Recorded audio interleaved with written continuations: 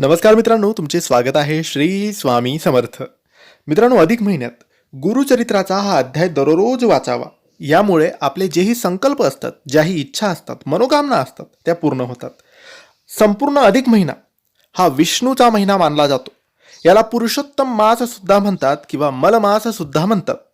हा अधिक महिना असतो जो की खूपच शुभ मानला जातो. श्रावणाप्रमाणे या महिन्याचे महत्त्व असते. या महिन्यामध्ये अनेको धार्मिक कार्यक्रम, कार्य, पूजाविधी, सेवा केल्या जातात. या महिन्यामध्ये दान धर्म सुद्धा केले जातात. दान केल्याने विशेष फळ आपल्याला मिळतात. परंतु अधिक महिन्यात गुरुचरित्राचा एक अध्याय आहे जो वाचल्याने आपण जोही संकल्प करू, जोही इच्छा आपण बोलू, त्या नक्की पूर्ण होतात.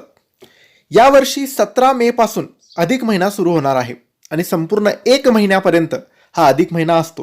तर 17 मे रविवारच्या दिवसापासूनच तुम्हाला रोज सकाळी लवकर उठून अंघोळ करून हा अध्याय वाचायचा आहे. संपूर्ण महिन्यामध्ये मांसाहार करायचा नाही, व्यसन करायचं नाही, वाईट विचार करायचे नाही. बाकी तुम्ही शुद्ध शाकाहारी जेवण कोणतेही करू शकतात. बाकी याचे दुसरे कोणतेही नियम नाही.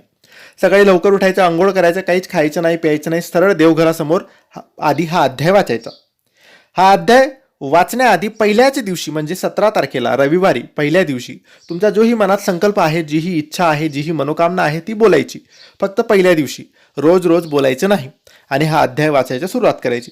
हा अध्याय आहे गुरुचरित्राचा 14वा अध्याय. गुरुचरित्राचा 14वा अध्याय संपूर्ण अधिक महिन्यात एकही दिवस न चुकता तुम्ही वाचायचा आहे. काही संकट, सुतक, अडचण आली तेवढे दिवस सोडून द्यायचे, पुढचे दिवस सुरू करायचे. पण संपूर्ण महिनाभर तुम्हाला हा अध्याय वाचायचा आहे.